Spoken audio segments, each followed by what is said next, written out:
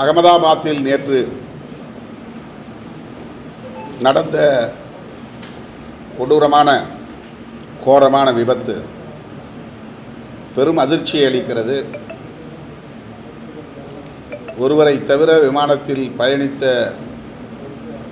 229 பயணிகளும் 2 விமானிகள் உட்பட 12 விமான பணியாளர்களும் முற்றாக எரிந்து கருகி சாம்பலாகி இருப்பது நெஞ்சை பதற வைக்கிறது. அவர்களை இழந்து வாடுகிற குடும்பத்தினருக்கு எப்படி ஆறுதல் சொல்வதென்றே விளங்கவில்லை.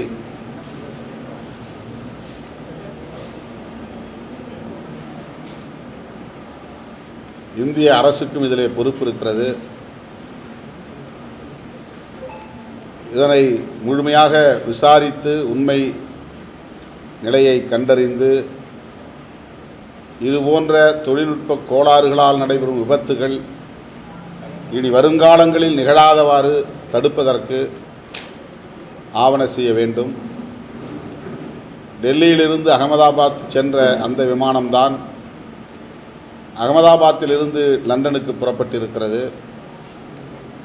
டெல்லியிலிருந்து அகமதாபாத் வந்தபோதே அந்த விமானத்தில்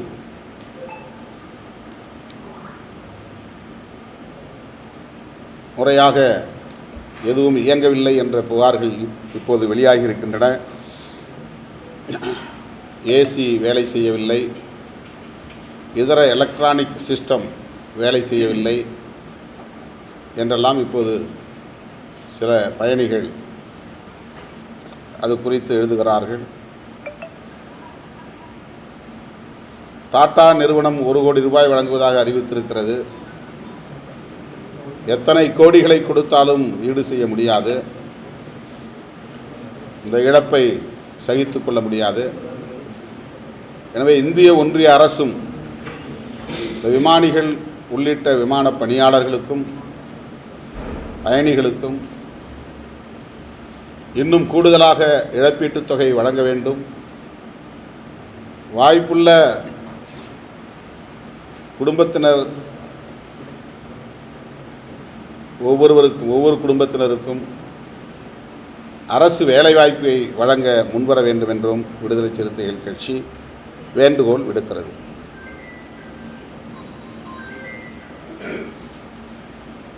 மருத்துவ குழு இந்த பேரணிக்காக 3 குழுக்கள் உருவாக்கப்பட்டிருக்கின்றன. முதலுதவி செய்வதற்கான தேவை எழுந்தால் அந்த மருத்துவ குழு அதை கவனித்துக் கொள்ளும்.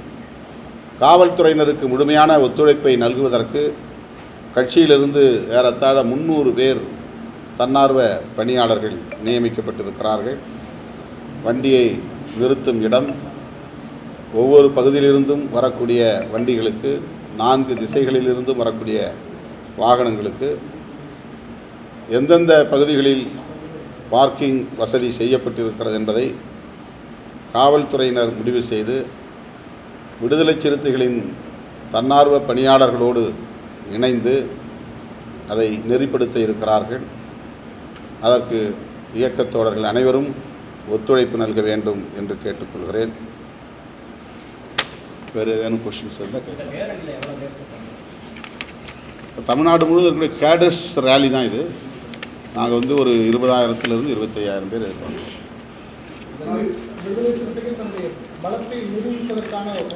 இது தேர்தலை மையப்படுத்தி நாங்கள் இதை செய்யவில்லை. இது ஏற்கனவே திட்டமிட்டது. நாங்கள் மே 31ஆம் தேதியை இதை நடத்தியிருக்க வேண்டும். இன்னும் சொல்லப்போனால் அதற்கு முன்னதாகவே நாங்கள் யோசித்தோம். பிப்ரவரி மார்ச் அந்த தேதிகளிலேயே நடத்த திட்டமிட்டிருந்தோம். வக்ஃபு திருத்த சட்டத்தை எதிர்த்து தமிழ்நாடு முழுவதும் அனைத்து மாவட்ட தலைநகரங்களிலும் ஆர்ப்பாட்டம் நடத்திய போதே இந்த பேரணி குறித்து நாங்கள் அறிவித்தோம். பன்ருட்டியில் நடைபெற்ற ஒரு பொதுக்கூட்ட நிகழ்வில் பிப்ரவரி மாதம் என்று கருதுகிறேன், மார்ச் மாதம் என்று கருதுகிறேன், அந்த பொதுக்கூட்ட நிகழ்விலேயே இந்த வக்ஃபு திருத்த சட்டத்தை திரும்பப் பெற வலியுறுத்தி அடுத்த கட்ட நடவடிக்கையில் விடுதலை சிறுத்தைகள் களமிறங்கும் என்று நான் அறிவித்தேன். அதன் அடிப்படையில் தான் இந்த பேரணியை நாங்கள் அறிவித்திருக்கிறோம். தேர்தலுக்கும் இந்த பேரணிக்கும் எந்த சம்பந்தமும் இல்லை. ஆனால் தேர்தலை மையப்படுத்தி முருகப்பக்தர்கள் மாநாடு நடத்துகிற பாஜகவின் ஆர்எஸ்எஸ்ஸின் மதவாத அரசியல் தமிழகத்தில் வேரூன்றிவிடக்கூடாது என்கிற அடிப்படையில் நாங்கள் மிகுந்த முன்னெச்சரிக்கையோடு கொள்கை அடிப்படையிலே இதை ஒருங்கிணைக்கிறோம். அதிமுக கூட்டணியில் பாஜக 75 சீட்டுகள் வரைக்கும் வந்து எதிர்பார்ப்பதாக அண்ணாமலை சொல்லியிருக்காரு. அதேபோல் இப்போ மார்க்சிஸ்ட் கட்சியில் இந்த அணியில் வந்து அதிக தொகுதிகள் வந்து கேட்கணும், அதுதான் எங்களோட நிலைப்பாடு மார்க்சிஸ்ட் கட்சியில் சொல்லியிருக்காங்க. உங்களுக்கு அப்படி ஏதாவது அதிக தொகுதிகள் கேட்கணும் அப்படிங்கிற விருப்பம் இருக்கா, அல்லது மனசில் மட்டும் இடம் கொடுத்தா உங்களோட நிலைப்பாடு என்ன? இல்லை, ஏற்கனவே உங்க 25 தொகுதிகள் கேட்டீங்க. நெகோசியேஷனுங்கிறது ஆன் த டேபிள், அதில் தான் முடிவு செய்யப்படும். முன்கூட்டியே சொல்கிறதில்ல. பேச்சுவார்த்தைங்கிறது சில கோரிக்கைகள் நம்ம வைப்போம், அது வேறு. எதிர்பார்ப்பு நமக்கு இருக்கலாம். ஆனால் கூட்டணி கட்சிகள் தலைமை தாங்குகிற கட்சியோடு பேச்சுவார்த்தை நடத்துவது என்பது அந்த நேரத்தில் உள்ள அரசியல் சூழலை அடிப்படையாக கொண்டு தான் நிகழும். 6 மாதங்களுக்கு முன்பே சொல்ல முடியாது. அந்த மாதிரி ஒரு நிபந்தனை அரசியலை நாம் இங்கே கூட்டணிக்குள்ளாக செய்ய முடியாது. ஆனால் எதிர்பார்ப்பு என்பது எப்போதுமே உண்டு. இந்த தேர்தலில் மட்டுமல்ல, எல்லா தேர்தல்களிலும் நாங்கள் கூடுதலாக எழுதி கொடுத்து எங்களுக்கு இந்த இடங்கள் வேண்டும் என்று கேட்பது வழக்கமானது தான். எங்கள் கட்சி நலன் என்று மட்டும் நாங்கள் பார்ப்பதில்லை. நாங்கள் இடம்பெறுகிற கூட்டணியின் நலன் முதன்மையானது. நாங்களும் சேர்ந்து உருவாக்கிய கூட்டணி தான் மதசார்பற்ற முற்போக்கு கூட்டணி. தனித்தனியே திமுக கட்சியோடு, அந்த கழகத்தோடு தனித்தனியே நாங்கள் அணுகுவது என்கிற நிலை இல்லை. எல்லா கட்சிகளும் ஒரே அணியாக இருக்கிறோம். ஒரே இயக்கமாக மதசார்பற்ற முற்போக்கு கூட்டணியாக இயங்குகிறோம். இந்த கூட்டணியின் நலன்களில் திமுகவுக்கு எவ்வளவு பொறுப்பு இருக்கிறதோ அந்த பொறுப்பு ஒவ்வொரு கட்சிக்கும் உண்டு, அந்த ரெஸ்பான்சிபிலிட்டி. அதனால் at the time of negotiation, பேச்சுவார்த்தை நடத்துகிற அந்த சூழலில் யாவற்றையும் கருத்தில் கொண்டு எங்கள் நலன்களையும் முன்னிறுத்தி நாங்கள் தொகுதிகளின் எண்ணிக்கையை முடிவு செய்வோம். இந்திய கூட்டணி கட்சிகளுக்குள்ள ஒரு கொள்கை ரீதியான ஒரு செயல் திட்டம், ஒற்றுமை இதெல்லாம் இருக்கு. அந்த செயல் திட்டத்தில் கூட்டணி மந்திரி சபை அப்படிங்கிற விஷயத்தை நீங்கள் எதுவும் வலியுறுத்துவீங்களா? நான் ஏற்கனவே பலமுறை சொல்லிவிட்டேன். இந்த தேர்தல் அதற்கான ஒரு சூழலாக அமையவில்லை. கூட்டணி ஆட்சி என்பதை நாங்கள் நெடுங்காலத்திற்கு முன்பே ஒரு நிலைப்பாடாக கொண்டிருக்கிறோம். அதனை ஒரு கோரிக்கையாகவும் நாங்கள் வெளிப்படுத்தி இருக்கிறோம். இன்றைக்கும் அந்த நிலைப்பாட்டில் நாங்கள் தெளிவாக இருக்கிறோம். ஆனால் அதற்கான காலமாக இந்த தேர்தல் காலம் கனியவில்லை என்பது எங்களுடைய நம்பிக்கை. திமுக கூட்டணியில் இருக்கிற கட்சிகள் எங்கெல்லாம் பேச்சுவார்த்தை இருக்காங்க பிஜேபி அது சும்மா அவங்க ஒரு மாயத் தோற்றத்தை உருவாக்க பார்க்கிறார்கள், அல்லது திமுக கூட்டணியிலே ஒரு சலசலப்பை ஏற்படுத்த பார்க்கிறார்கள். இதற்கெல்லாம் கலங்கக்கூடிய அல்லது அஞ்சக்கூடிய நிலையில் திமுகவோ திமுக கூட்டணியில் உள்ள கட்சிகளோ இல்லை என்பதுதான் யதார்த்தமான உண்மை. பாஜக கூட்டணியில் அல்லது அதிமுக கூட்டணியில் ஏற்கனவே இடம்பெற்றிருந்த கட்சிகளே இப்போது வெளியில் இருக்கின்றன. அவர்களையே இவர்களால் வளைத்து போட முடியவில்லை, இன்னும் கூட்டணிக்குள் இணைக்க முடியவில்லை. மிகவும் குறிப்பாக சொல்ல வேண்டுமானால் பாட்டாளி மக்கள் கட்சி இதே கூட்டணியில் இருந்த கட்சி, தேமுதிக இதே கூட்டணியில் இருந்த கட்சி. அமித்ஷா அவர்கள் தேர்தல் கூட்டணி தொடர்பாக 2வது முறை தமிழகத்திற்கு வந்துவிட்டார். ஆனால் உள்துறை அமைச்சர் என்கிற முறையில், பாஜகவின் மூத்த தலைவர் என்கிற முறையில், கூட்டணியில் மிக முக்கியமான அங்கம் வகிக்கும் பாஜகவின் முன்னணி தலைவர்கள் என்கிற முறையில் கூட அமித்ஷா அவர்களை சந்திப்பதற்கு பாமகவும் தயாராக இல்லை, தேமுதிகவும் தயாராக இல்லை. இன்னும் அதிமுக ஒரு வடிவம் பெறவில்லை என்பதுதான் கசப்பான உண்மை. ஆனால் அவர்கள் திமுக கூட்டணியிலிருந்து சிலர் வருவார்கள் என்று சொல்லுவது நகைப்புக்குரியது, நகைமுரண். 2026 பாஜக கூட்டணி ஆட்சின்னு சொல்லியிருந்தாங்க பாஜக தலைமை. ஆனால் நேற்று அண்ணாமலை என்ன சொல்லியிருக்காருன்னா அது கூட்டணி ஆட்சி கிடையாது, பாஜக ஆட்சி தான் வரப்போகுது அப்படின்றாரு. அண்ணாமலை எப்படியாவது அந்த கூட்டணியை குழப்பி அதை சிதறடிக்க வேண்டும் என்று கருதுகிறார் என்று நான் நினைக்கிறேன். அண்ணாமலை இல்லாமல் அப்படி ஒரு கூட்டணி அமைவது அண்ணாமலைக்கு பிடிக்கவில்லை. அந்த இரண்டு கட்சிகளும் ஒன்று சேர்ந்து மற்ற கட்சிகளையும் இணைத்து தேர்தலை சந்திக்கக்கூடாது என்று அவர் நினைக்கிறார் என்று நான் நம்புகிறேன். சார், இப்போ ஷேரிங் ஆஃப் பவர்ஸ் அதுக்கப்புறம் வந்து ப்ரெஷர் டாக்டிஸ் பண்ணி நம்ம சீட்டை வாங்க மாட்டோன்றது நீங்கள் எப்பயுமே நிலைப்பாடோடு இருக்கீங்க. பட் ஆனால் வந்து தலித் மக்கள் மீதான வன்கொடுமைன்றது நிறைய இடங்களில் களத்தில் நடக்குது, நிறைய இடங்களில் நீங்களும் போயிருக்கீங்க. ஆனால் அதில் ஒரு காமன் மினிமம் ப்ரோக்ராமோ இல்லை ஸ்ட்ராங்கான பாலிசியோ நீங்கள் வந்து தொடர்ந்து வலியுறுத்தீங்களா? அந்த எலெக்ஷன் தொடர்பான விஷயம் நீங்கள் கேட்குறேன்.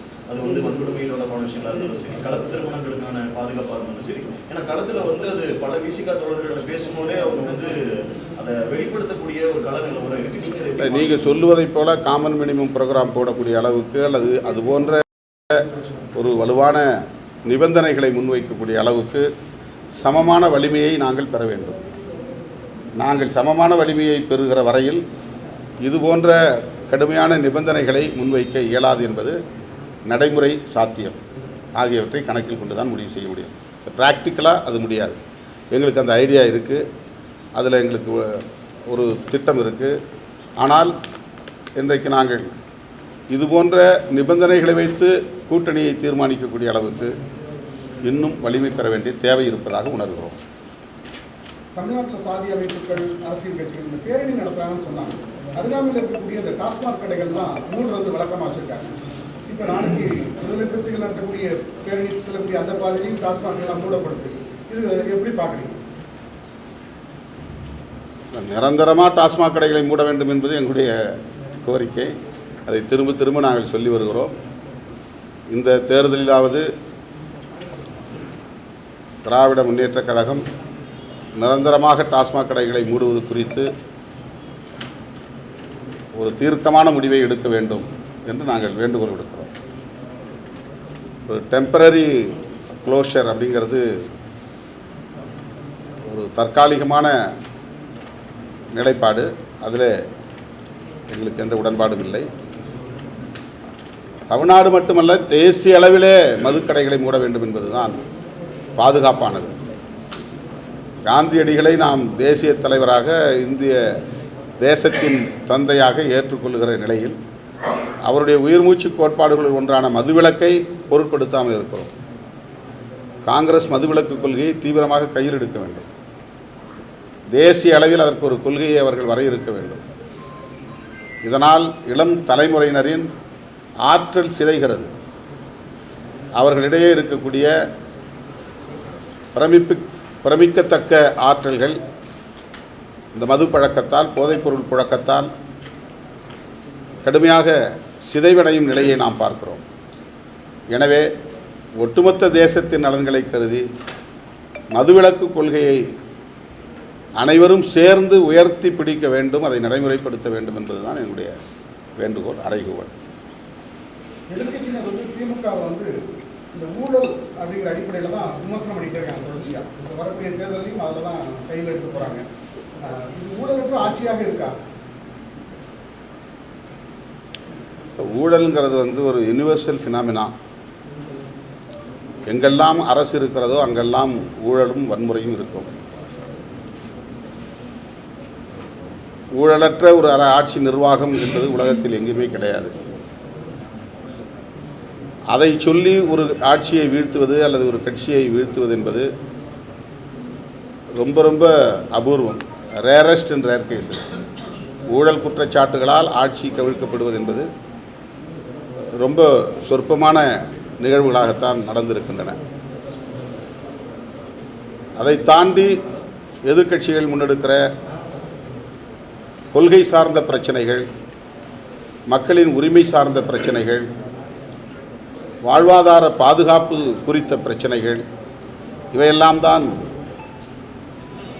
வாக்காளர்களை அசைத்து பார்க்கும்.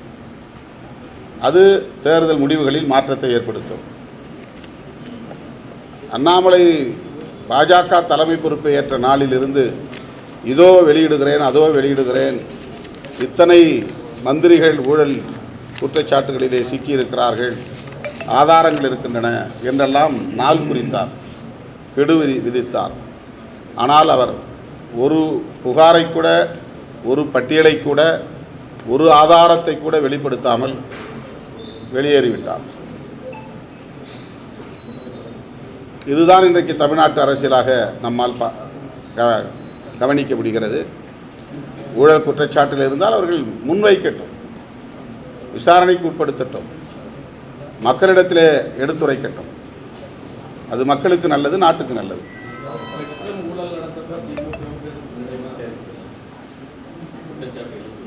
அதான் இப்போதாவது அபூர்வமாக 1-2 அப்படி நடக்கிறது. அதற்கு முன்பு எத்தனையோ ஊழல் குற்றச்சாட்டுகள் பல்வேறு அமைச்சர்கள் மீது பல்வேறு காலகட்டங்களை முன்வைத்தும் கூட அப்போதெல்லாம் ஏற்படாத ஒரு தாக்கம் அண்ணா ஹசாரே வந்தபோது அது ஒரு தேசிய அளவிலான பேசுபடு பொருளாக மாறியது. அந்த நேரத்திலே அது எடுபட்டது.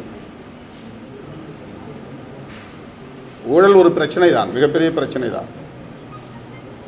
ஆனால் அதைவிடவும் மேலான பல்வேறு பிரச்சனைகள் இருக்கின்றன. என்னை பொறுத்தவரையிலே ஊழலை விடவும் நாட்டுக்கு பெரும் தீங்கானது மதவாத அரசியல், சாதியவாத அரசியல். இந்த அரசியல் ஊழல் போன்ற பல்வேறு தீங்குகளை சிந்திக்க விடாமல் தடுக்கிறது. அதை பற்றியே யோசிக்க விடாமல் மதவெறியும் சாதி வெறியும் மக்களை மயக்குகிறது. பொது சொத்து எவ்வளவு கொள்ளையடிக்கப்பட்டாலும், ஊழல் லஞ்ச லாவண்யம் எவ்வளவு தலைவிரித்தாடினாலும், சமூக நீதிக்கு எவ்வளவு பெரிய கேடு உருவானாலும் எல்லாவற்றையும் பின்னுக்கு தள்ளிவிட்டு மதவெறியும் சாதி வெறியும் மக்களை